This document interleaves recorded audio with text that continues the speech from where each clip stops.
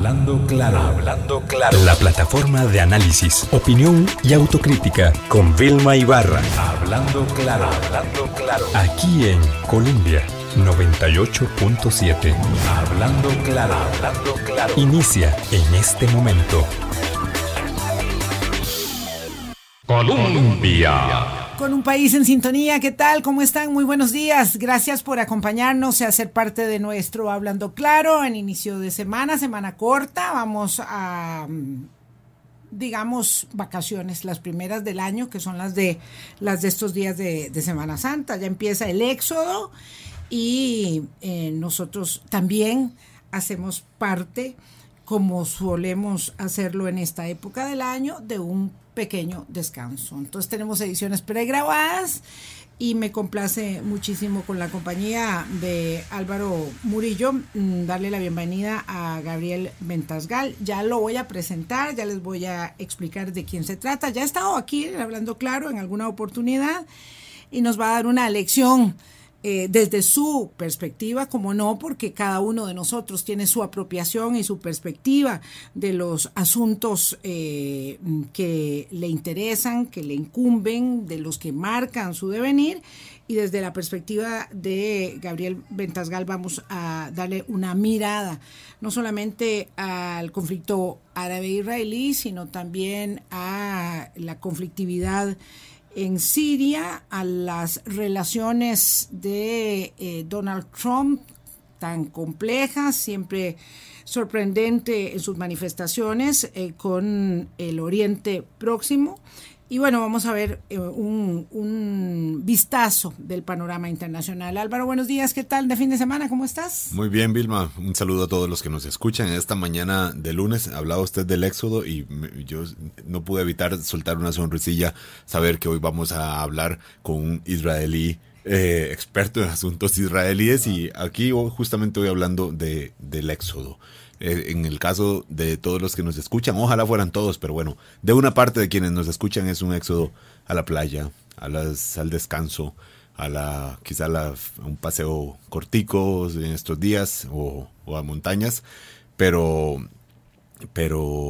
bueno, aquí listos para aprender un poquito más desde una visión que a veces en términos de noticias se nos hace muy lejano, y muy de machote la noticia sobre Israel, los dos estados, pero ciertamente es una buena oportunidad para aproximarnos un poquito más, además con el invitado que viene por recomendación suya, ¿no? Es un guerrero de la palabra, es un embajador itinerante, es periodista, o no sé si fue periodista, pero es un comunicador nato. Gabriel Ventasgal ha estado aquí en el programa en otras oportunidades y tengo el privilegio de haber compartido con él también en un foro de capacitación que llevé con mi amigo y colega Rodolfo González allá en Jerusalén. Es judío israelí y tiene una visión, decíamos, muy, muy amplia desde la perspectiva. Bueno, tengo que decir que es argentino también, ¿verdad? Vamos. Perfecto. Además excepto ellos. Ya de por sí ya habías dicho que era periodista, entonces, bueno. Nadie es perfecto. Bien, nadie es perfecto. Sí. Gabriel, ¿qué tal? ¿Cómo estás? Bienvenido. Un placer. De nuevo, dándole vuelta al continente. Disfrutando de Costa Rica. Sí, con este clima espectacular. Sí. En esta época donde florecen todos los árboles de todos los colores, y con este verde que yo sé que aprecian especialmente ustedes. Mira, hace una semana estaba en la frontera con Siria, a 2.000 metros de altura, intentando explicarle a unos periodistas la guerra que estaba ocurriendo en Siria, pero congelándome de frío, porque es invierno. Y vengo aquí, paz y tranquilidad y buen clima y buena comida. Parece ficción, pero estando ahí en la frontera, en ese lugar donde referís, se escuchan las detonaciones de la guerra. ¿Cómo se puede vivir tan cerca de la guerra y hacer una vida normal, como hace un israelí para vivir en esas condiciones? Es increíble la capacidad que tiene el ser humano para poder acostumbrarse. Tal cual. Una persona no se acostumbra cuando lo que ocurre es un cambio radical en su forma de vida y cuando de un día para el otro te quitan todo. Ahí te rebelas. Pero si poco a poco te vas acostumbrando a un nivel de violencia determinado, la gente convive con ella. ¿Cómo vive, por ejemplo, un brasilero cerca de las favelas en Río de Janeiro? Con la cantidad de robos y de delincuencia que hay. ¿Y cómo vive un sudamericano en general en muchos de nuestros países cuando convive con políticos corruptos? Se acostumbran. Nosotros no tenemos tanta corrupción. No tenemos la violencia física de las favelas en Río de Janeiro. Tenemos un problema fronterizo con otro pueblo, el palestino. O tenemos una guerra que miramos desde lejos en Siria y en otros países también. La gente se acostumbra. La capacidad del ser humano de acostumbrarse es increíble. Me hace reflexionar un poco porque ciertamente hemos visto en los meses anteriores, y sé que estás muy bien informado, a propósito nada más de un caso, que es Odebrecht, cómo la gente se levanta en contra de la corrupción, ¿verdad? Cómo es que de pronto hay gente que está... No tenemos esa capacidad de acostumbrarnos, por dicha, a la corrupción. Por el contrario, ahora que más se observa, que más se transparenta todo, hay más gente luchando contra eso. Pero ciertamente no se compara. No se puede comparar con vivir al lado de la guerra o de la conflictividad permanente que implica, y eso me lo enseñó un ministro de Relaciones Exteriores de tu país hace mucho tiempo, con la conflictividad que implica vivir en la misma casa, cada uno en un cuarto, pero obligado a compartir el baño, la refrigeradora y todos los demás enseres y pertenencias, que es un poco esta dificultad que entraña un conflicto como el árabe-israelí, que para muchos es un conflicto sin solución. ¿Lo es? No, es un conflicto con solución. Y territorialmente se sabe el conflicto, cómo se soluciona.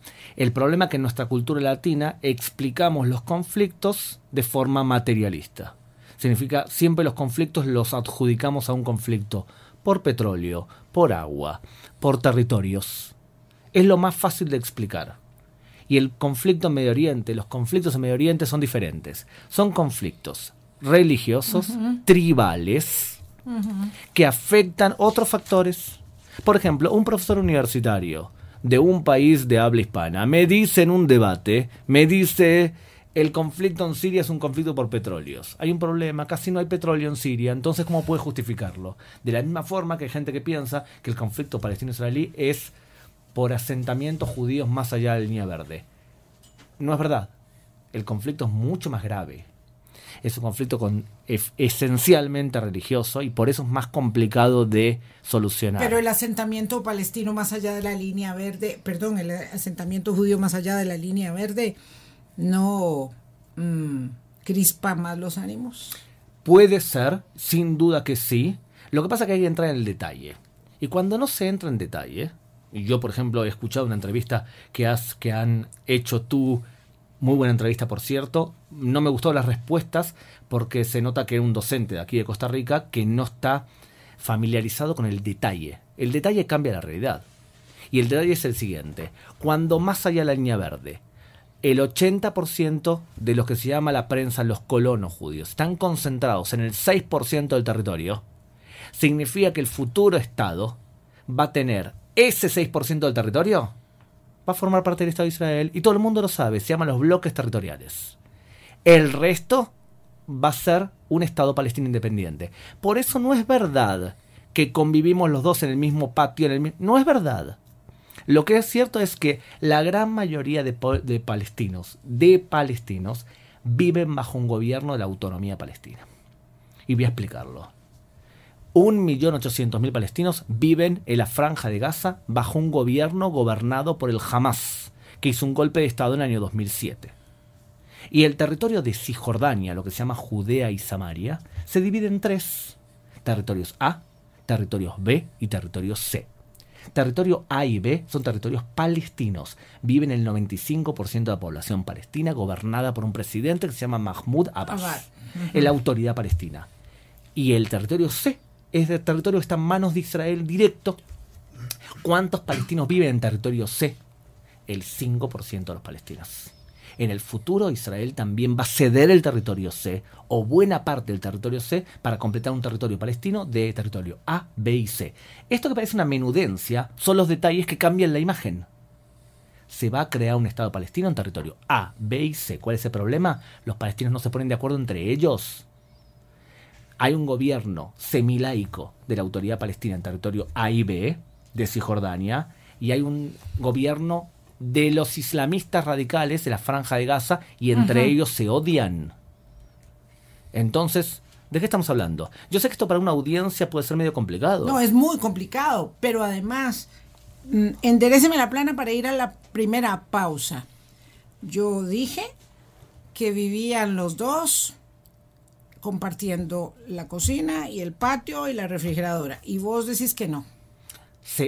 Vamos una tendencia clara hacia la separación entre dos estados. Clara.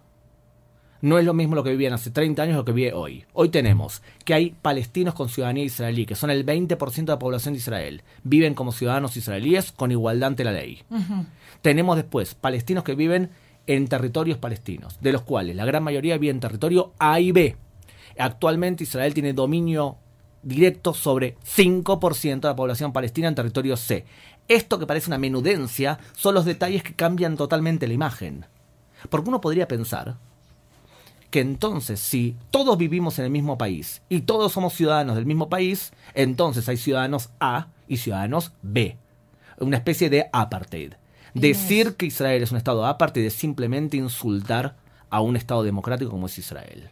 Y lamentablemente, mucha gente demasiado irresponsable utiliza esa terminología. Es como si yo fuese y diría, como en Costa Rica, que esto es un hecho, se discrimina a los indios bribri, entonces que yo me pase por el mundo diciendo que Costa Rica es un ejemplo de un país discriminador porque se discrimina a los indios bribri. Y eso sería una irresponsabilidad. Estaría insultando a los ticos. Es lo que se hace habitualmente con el Estado de Israel. ¿Por qué? Porque es gratis. Voy a pausa. ¿Por qué Israel recurrentemente pierde la guerra de imagen? Esa potencia, esa que no se puede imaginar uno perdiendo la batalla, ¿verdad? De la tecnología, de la estrategia, de la inteligencia, del aparato militar. ¿Por qué pierde la guerra de imagen siempre? Vamos a una pausa y regresamos con Gabriel Ventasgal. Después de estos mensajes, continuamos. Hablando claro. Análisis, opinión y autocrítica. Ya está de vuelta. Hablando claro. Colombia. Con un país en sintonía. Tenemos muchas consultas que han surgido a propósito de el momento de pausa que nos separamos de ustedes, pero no quiero separar el dedo del renglón. Le preguntamos a Gabriel Ventasgal, que es un muy buen guerrero de la palabra. Es el arcángel Gabriel. Sí. De la palabra es Gabriel. El luchador físico es Miguel. Cierto. ¿Has visto los nombres cómo hacen a las personas? Sí, es cierto. No es casualidad, sino causalidad. Bueno, Gabriel, vamos. ¿Por qué se pierde siempre la batalla de la imagen? ¿Por qué siempre esta idea de que están sojuzgando? Por una serie de razones, Por una serie de razones. Sí. Digamos que en la última época se asocia a Israel como el aliado de los yanquis. Entonces, como odiamos a los yanquis, odiamos también a Israel, que son los aliados más notables. Y ahora, mientras que todo el mundo odia a Trump, también odiamos a Israel, que parece un aliado de Trump. Tengan en cuenta, hay otros aliados, Japón es aliado de Trump, Rusia es aliado de Trump, Canadá es aliado de Trump. Bueno, pero no podemos negar que es un aliado. Sin duda, sin duda. Uno de los primeros que se sentó en la mesa Sin duda. de la Casa Blanca, Sin duda. el primer ministro Bibi Netanyahu, Tal cual. que además citó a Costa Rica. Sí, Y sí. alguien decía, ay no, es que esa cita de Costa Rica tenía doble propósito, pero yo, honestamente, no sé si ingenuamente me sentí halagada. Estamos hablando de un país que tiene la imagen internacional de ser un país pacífico. Sí. Claro. Lo que dice Netanyahu es, nosotros no tenemos de vecino a Costa Rica.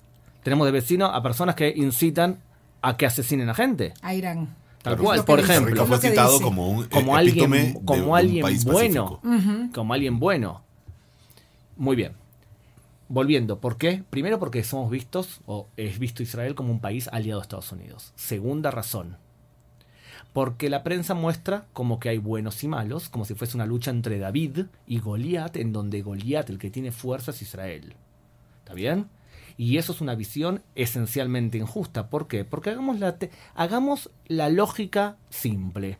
Si mañana los judíos dejan de defenderse, ¿qué pasa con ellos?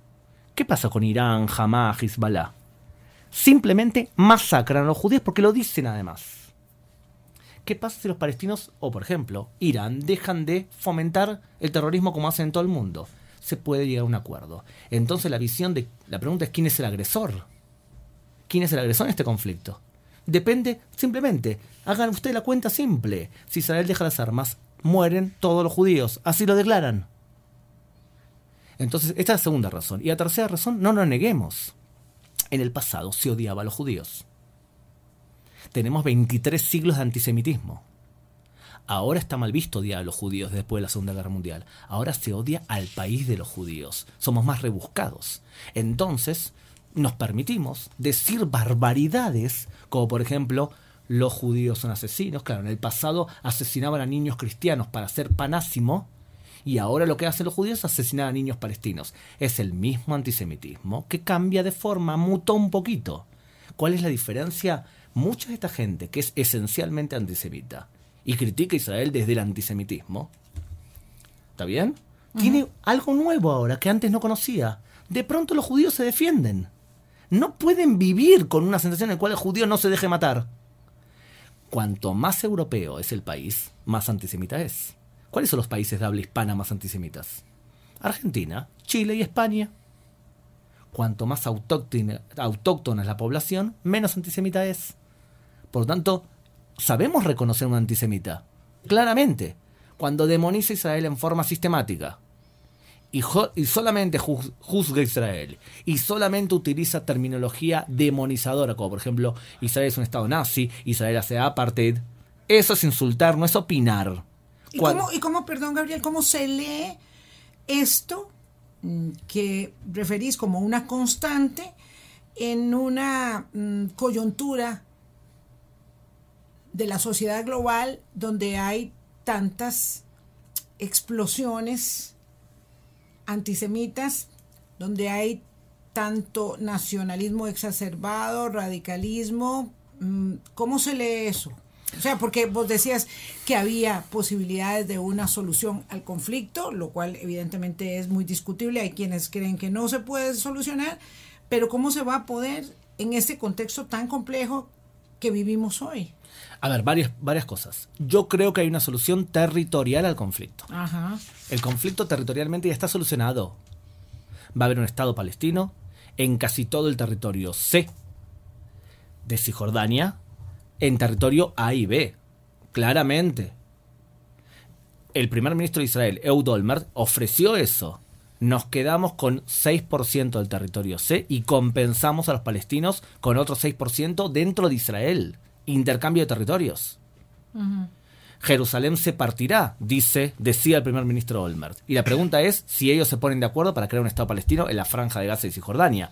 Solución territorial hay. El problema es que el conflicto no es territorial. El conflicto es netamente religioso. Entonces la pregunta es: ¿están dispuestos los estados musulmanes alrededor de Israel a reconocer a un estado judío que tiene mayoría judía en todo el Medio Oriente, la tierra santa del Islam, en Dar el Islam? Si la respuesta es sí, es que el conflicto se terminó. Pero la respuesta en este momento La respuesta en este momento es no. Incluso el socio para Israel, para la paz, Mahmoud Abbas, le preguntaron: ¿usted está dispuesto a reconocer a Israel como cuna nacional del pueblo judío? La respuesta fue no, y nunca lo haré. Por lo tanto, el conflicto no es territorial. Y eso que se supone que es más moderado. Tal cual, porque en Medio Oriente lamentablemente no hay buenos y malos. En el Medio Oriente hay malos y menos malos. Fíjense. A ver, les hago una pregunta yo a ustedes. ¿Quién prefiere en el poder de Egipto?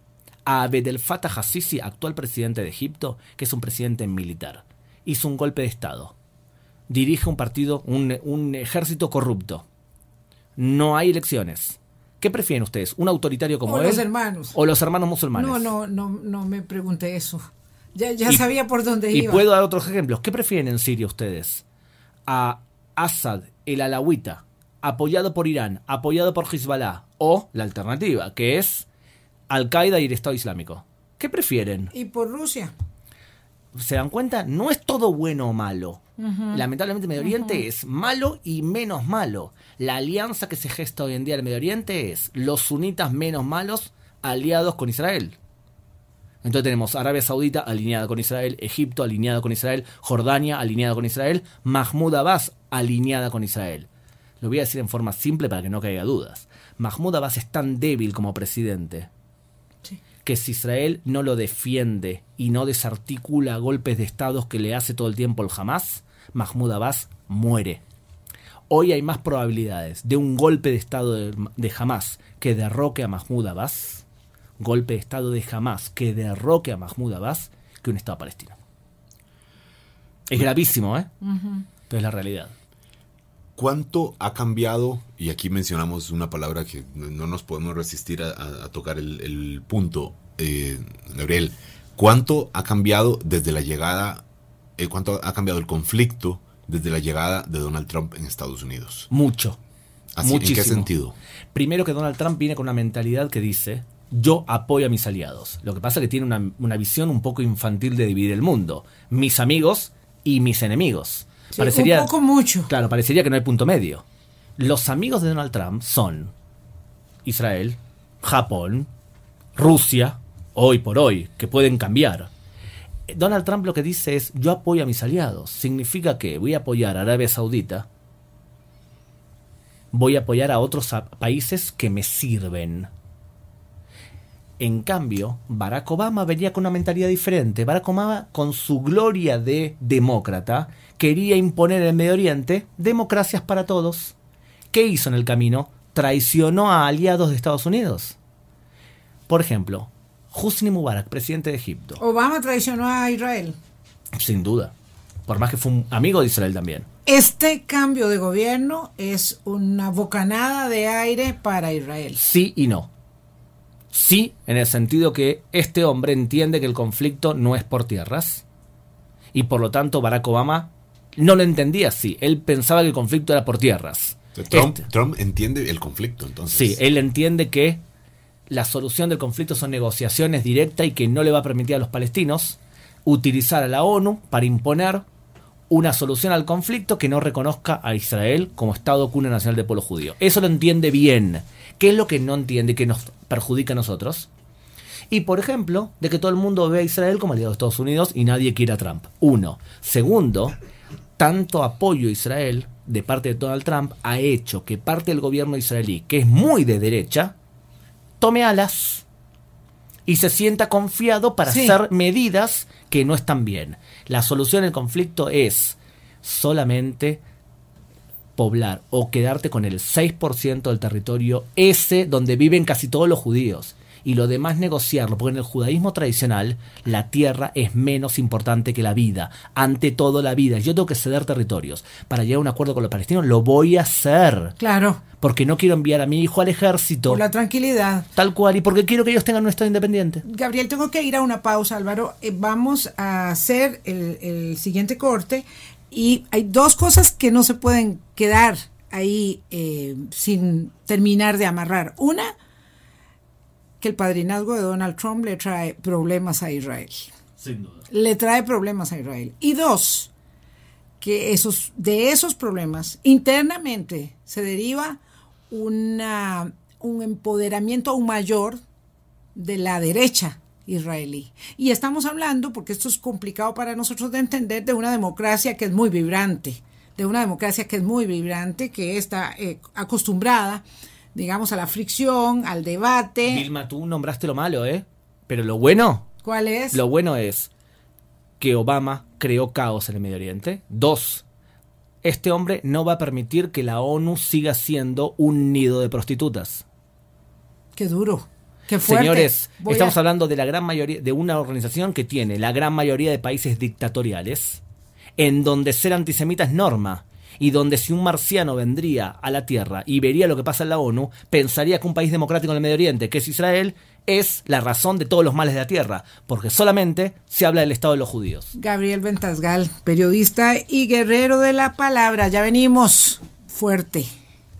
Ya vuelve. Regresamos con Hablando claro. Colombia. Con un país en sintonía, este lunes 10 conversamos en edición pregrabada con Gabriel Ventasgal. Le digo que hemos escuchado muchas cosas. Es más, he participado siempre de esta idea, digamos, del desconcierto y la desazón que implica observar el deterioro del sistema multilateral tal cual emergió después de la Segunda Guerra Mundial. Las Naciones Unidas, otros organismos multilaterales más cercanos a nosotros como la OEA. Entonces he oído mucho de eso, pero la calificación de la ONU como el nido de prostitutas que dijo Gabriel es fuerte y le digo, ¿por qué? ¿Por qué, Gabriel? ¿Por qué? Porque lamentablemente la gran minoría de países de la ONU son países democráticos. Sí. Y la gran mayoría de países que no son democráticos, que violan constantemente la ley internacional, que violan constantemente los derechos humanos, sí, son los que imponen la agenda. Es que la gran mayoría de los países del mundo no son democráticos. Tal cual. Entonces, eso hay que entenderlo así. Entonces, ¿qué sucede? El Consejo de Derechos Humanos... ¿En la ONU o en la FIFA? Consejo de Derechos Humanos de la ONU. Se entrega dentro del Consejo los premios Gaddafi a los derechos humanos. Sí. Presidente de la Subcomisión de Derecho de Defensa de la Mujer, durante un tiempo, Irán. El que es el encargado de cuidar los derechos de los palestinos es un antisemita declarado, como Richard Falk. Perdón, ¿no tenemos ningún tipo de decencia moral? Ética. Entonces, ética. Tal cual, lo que tendríamos que hacer es una ONU de países democráticos. Que se puede medir. No puede ser que un país como Costa Rica tenga el mismo voto que Qatar. Sí.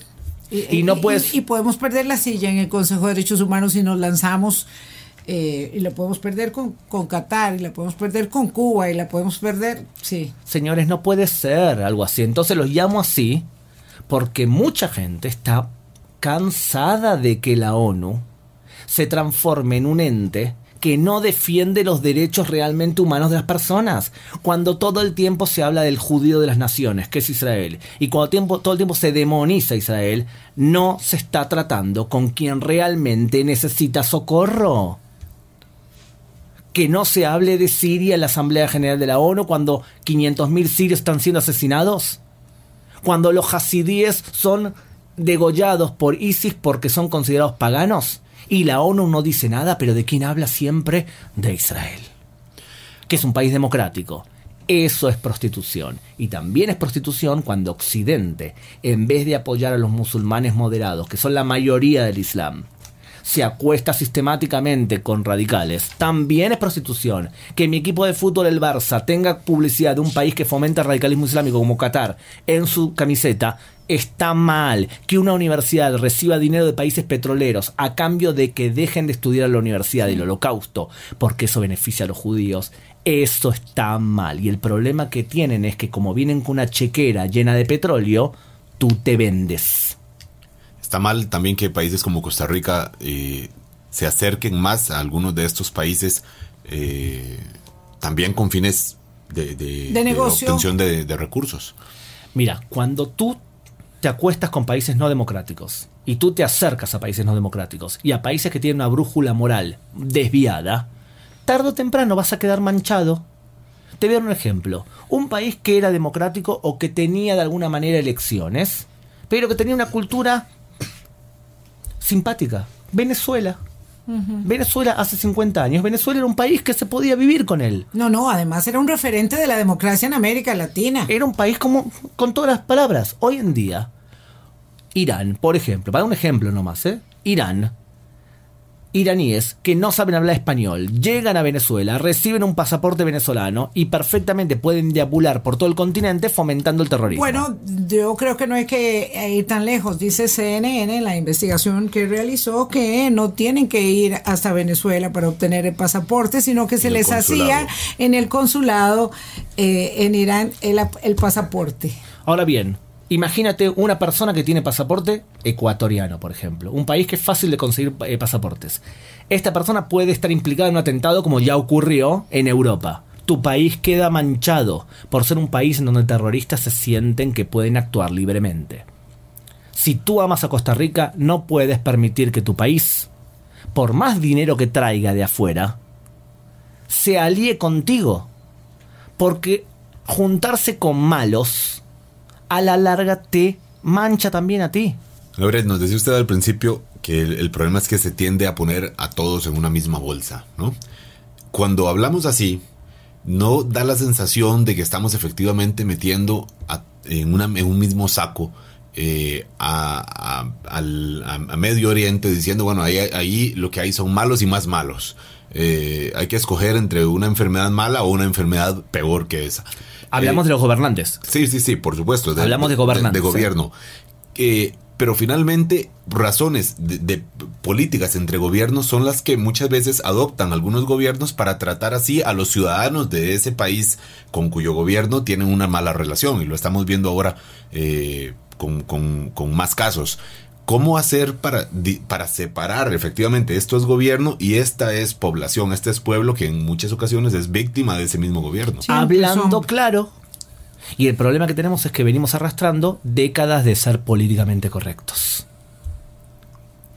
Entonces tú vas a una universidad y da lo mismo el historiador que busca la verdad exacta, saber qué dijo Colón al llegar a América, y toda su vida se dedica a eso, a buscar la verdad, que el narrativista. Yo opino que Colón debe haber dicho eso por mi narrativa. No está bien eso.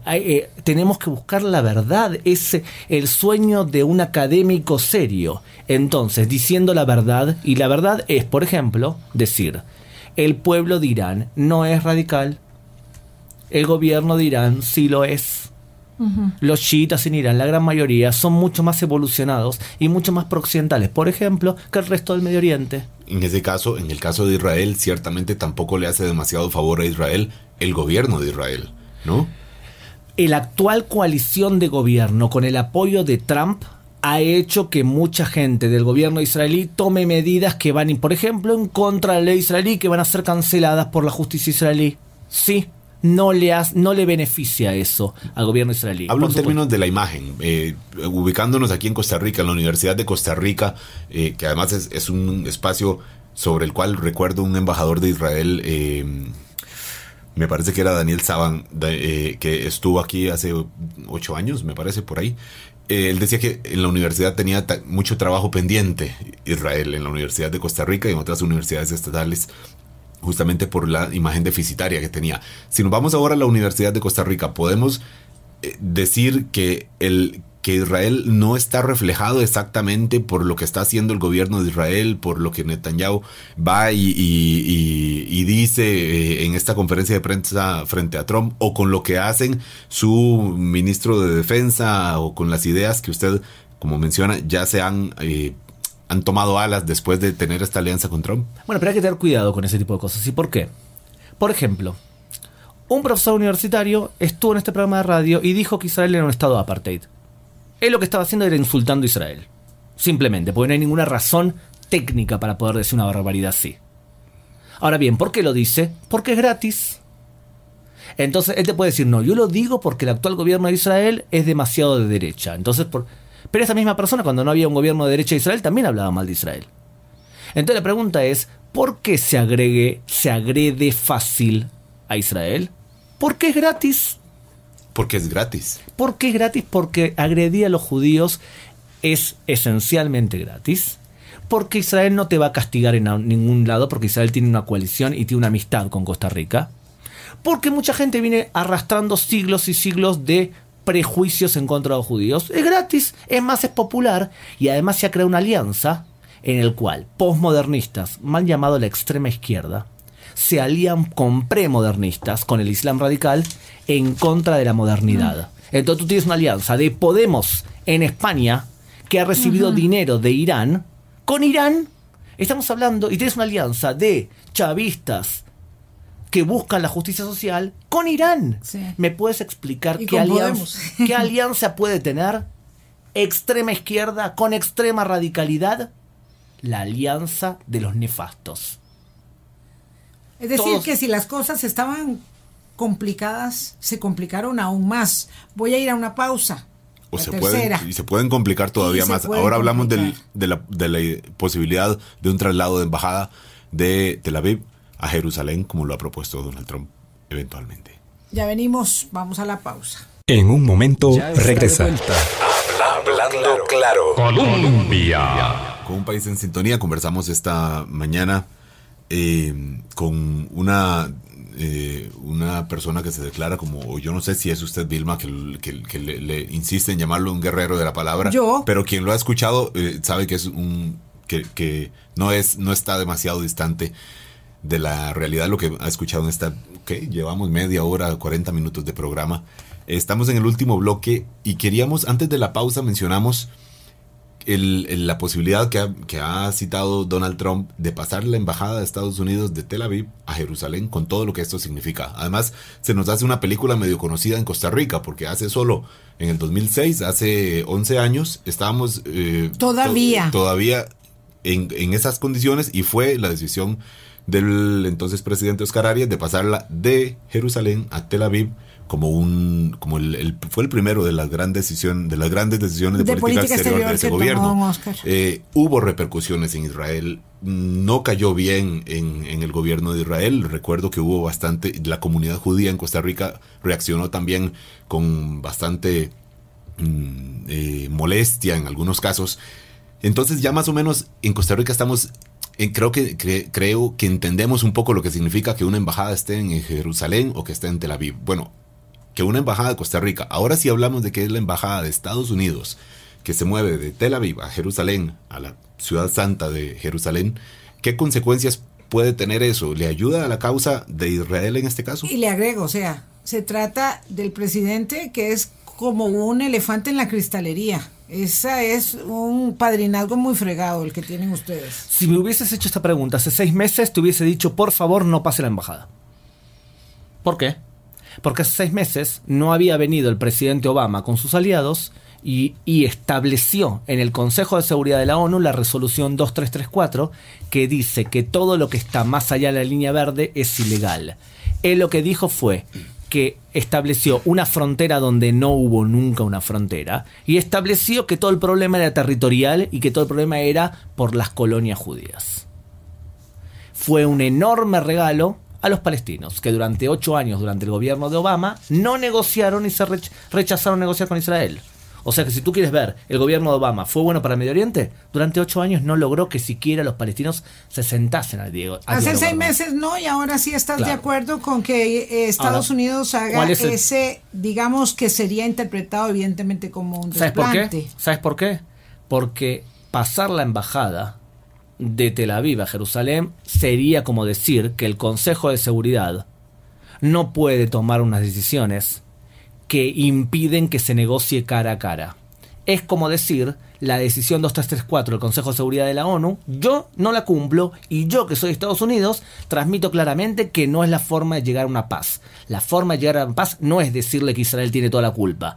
Es sentándose israelíes y palestinos y reconociéndose mutuamente. Pero ¿cómo vamos a buscar una solución si más bien lo que hacemos es, digamos... tocar un poner punto más sumamente crispados, sensible.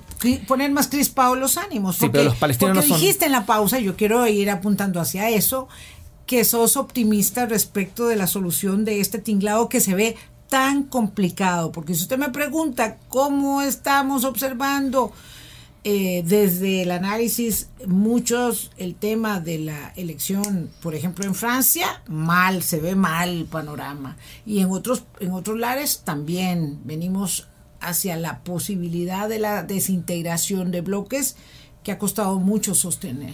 No, sin duda, a ver, voy a hacer una visión general, ¿está bien? Uh-huh. Yo creo que el futuro es bueno, por lo menos para Israel. Bueno. ¿Está bien? No es para todos, ¿eh? Creo que el futuro es bueno. ¿Que se vaya a un acuerdo con los palestinos? Sí, porque el acuerdo territorial ya está. Ya se sabe cómo van a ser 2 estados para 2 pueblos, y más o menos también se sabe la frontera. ¿Por qué no se llega a un acuerdo? Porque todavía el Islam radical es demasiado fuerte entre los palestinos y no reconocen el derecho a un pueblo, que es el pueblo judío, a tener un estado independiente. Entonces, ¿cómo va a cambiar religiosos. Eso? ¿Cómo va a cambiar? El Islam, durante su historia, no fue radical. Se radicalizó en los últimos 30 años. Y se permite expandir el radicalismo por dinero. Si tú tienes petróleo, como Arabia Saudita, y plantas mezquitas en todo el mundo para multiplicar los radicales, entonces puedes aumentar el radicalismo. Y si tú eres Irán y actúas en Sudamérica expandiendo el radicalismo, tienes más radicalismo. Pero una pregunta es, ¿cuánto tiempo más vamos a poder vivir con petróleo? El petróleo estaba a $140 el barril hace unos años y ahora está a menos de 60. Y Estados Unidos descubrió una forma de abaratar el precio del petróleo y ser independiente energéticamente. ¿Cuánto tiempo más países radicales van a poder seguir sobornando y capturando a la ONU para imponer una agenda que les convenga para que no hablen de ellos? ¿Cuántos años más? Y la respuesta es, yo no creo que muchos años más. Van a tener que hacer una reforma religiosa y una reforma estructural. Y en ese campo Israel va a poder ayudar. ¿Por qué? Porque es una potencia desalinizadora de agua, es una potencia tecnológica y sabemos hacer agricultura en el desierto. El día de mañana Arabia Saudita va a poder llegar a un acuerdo con Israel y darle a Israel la tecnología que tiene a cambio de paz. Ese acuerdo es un futuro bueno para el Medio Oriente.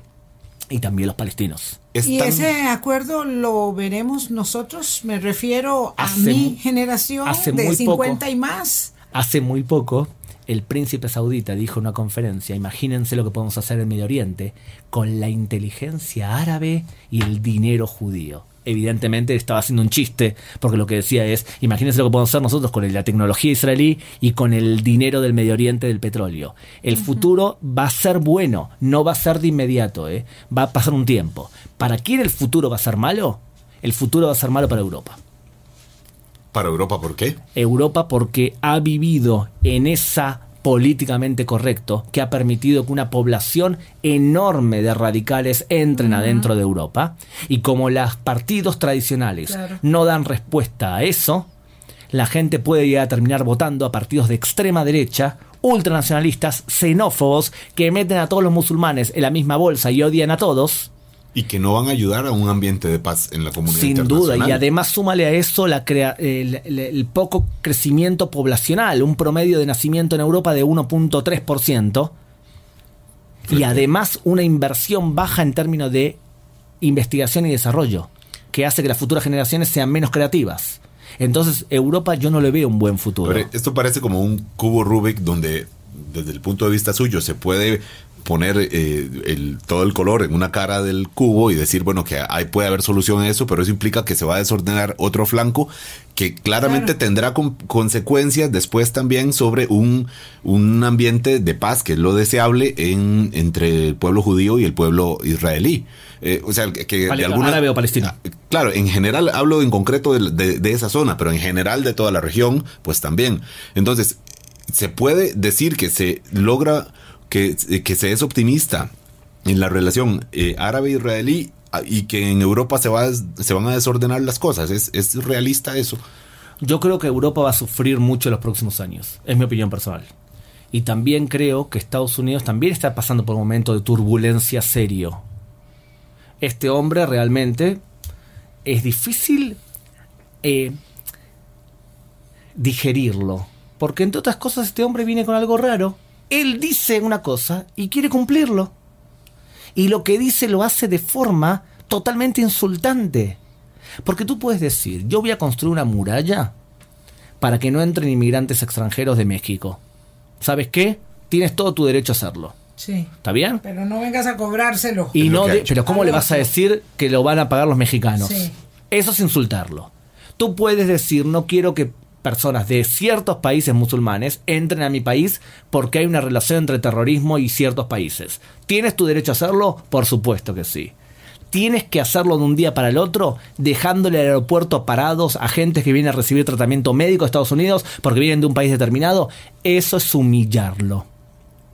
Entonces este hombre viene, quizás con algunas políticas que son aceptadas en Estados Unidos, pero con una forma que hace que viene a destruir lo políticamente correcto y la convivencia entre países. El problema es que estamos hablando del presidente de la principal potencia del mundo, que va a ser imitado por políticos de varios lugares del mundo. Que está siendo imitado. Porque es la nueva moda. Vamos a imitar a Sí. Trump. Y yo no quiero imitar a Trump. Ajá. Y que Dios nos coja confesados, porque espero que eso no pase aquí. Pero me temo que está cerca de suceder y ya veremos elecciones 2017 en varios escenarios europeos Ya veremos para saber si la perspectiva de Joseph, de Gabriel Ventasgal se cumple. Muchas gracias por haber venido nuevamente al programa. ¿Te divertiste bien? Sí, bueno, estaba divertida, preocupada, asustada, pero bueno, este es un mundo muy complejo. El mundo siempre ha sido complejo, pero antes no lo veíamos todo en tiempo real.